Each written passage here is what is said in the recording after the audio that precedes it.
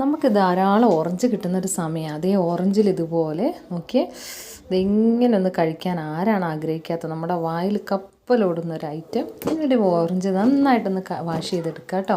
മാർക്കറ്റിൽ നിന്ന് നമുക്കുണ്ടെന്ന് ഓറഞ്ച് നമ്മളതിൻ്റെ തോലെ പിടിച്ചിട്ട് പൊളിച്ച് കഴിഞ്ഞിട്ട് അതിൻ്റെ എന്താ പറയുക, വാഷ് ചെയ്യാതിരുന്നിട്ടുണ്ടെങ്കിൽ ആ പുറം ഭാഗത്തുള്ള എന്തെങ്കിലും ഇതുണ്ടെങ്കിൽ തന്നെ നമ്മുടെ അത് ഭക്ഷണത്തിൻ്റെ കൂടെ അകത്ത് പോകാനുള്ളൊരു ചാൻസ് ഉണ്ടായിരുന്നു. നന്നായിട്ട് വാഷ് ചെയ്തെടുക്കുക. അതിന് ശേഷം നോക്കി നന്നായിട്ട് ഇതുപോലെ ഒന്ന് കട്ട് ചെയ്തെടുക്കുക. കട്ട് ചെയ്തതിന് ശേഷം നമ്മളിതിലേക്ക് 2 ഇൻഗ്രീഡിയൻസും കൂടി ചേർക്കുന്നുണ്ട്. എൻ്റെ പൊന്നോ, അത് ചേർത്താൽ പിന്നെ ചുറ്റുമുള്ളതൊന്നും കാണാൻ പറ്റില്ലാത്തൊരവസ്ഥയാണ്. കുറച്ച് ഉപ്പുപൊടിയും കുറച്ച് മുളക് പൊടിയും കൂടി ചേർക്കുക. എന്നതിന് ശേഷം നമ്മുടെ ഓറഞ്ച് ഇങ്ങനെ കട്ട് ചെയ്ത് വെച്ചിട്ട് അതിലേക്ക് രണ്ടും ഒന്ന് ഇതുപോലെ ഒന്ന് സ്പ്രെഡ് ചെയ്ത് കൊടുക്കുക കേട്ടോ.